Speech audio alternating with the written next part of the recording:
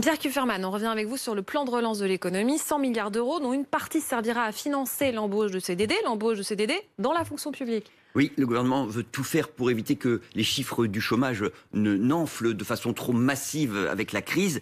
Il veut notamment permettre aux jeunes qui arrivent sur le marché du travail de décrocher un premier emploi. D'où ces CDD qui entrent dans le cadre de la modernisation de la fonction publique qui a été actée il y a un an. Alors, on les appelle les contrats de projet. Ce sont des CDD qui doivent durer au minimum un an, qu'on peut renouveler plusieurs fois, mais le salarié embauché ne peut pas rester plus de 6 ans à son poste et chaque contractuel doit être affecté, non pas à un service, mais il doit se voir attribuer un projet précis, une opération spécifique qui est clairement identifiée. C'est vraiment pas l'objectif de remplacer des postes de fonctionnaires existants. D'ailleurs, le gouvernement s'est engagé à maintenir les effectifs de la fonction publique l'année prochaine. Alors justement, Pierre, les personnes engagées ne pourront pas devenir fonctionnaires après leur CDD, c'est ça? Alors, elles ne pourront pas devenir fonctionnaires de façon automatique. En fait, si elles veulent devenir fonctionnaires, il faudra qu'elles passent les concours habituels.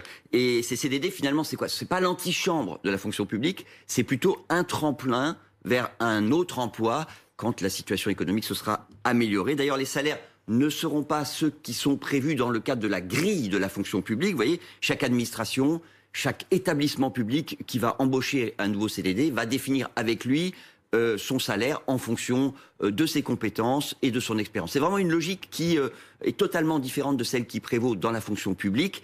Et d'ailleurs, il n'est pas prévu non plus de prime de précarité comme il en existe dans le privé. Mais quand même, Pierre, l'État, les collectivités locales, les hôpitaux emploient déjà des contractuels, ces salariés qui ne sont pas fonctionnaires. C'est vrai, ils sont même assez nombreux. Alors, dans l'armée, par exemple, tous les militaires ne sont pas des militaires de carrière. Il y en a qui sont embauchés pour des périodes beaucoup plus réduites, quelques années. C'est vrai dans l'enseignement supérieur, avec les chercheurs, ou au ministère des Affaires étrangères, avec des gens qui sont envoyés en ambassade pour des missions spécifiques.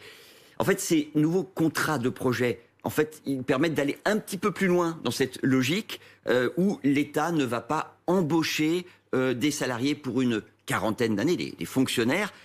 C'est normal parce que embaucher quelqu'un pour une quarantaine d'années, c'est une vraie contrainte sur le plan financier. Merci beaucoup, Pierre.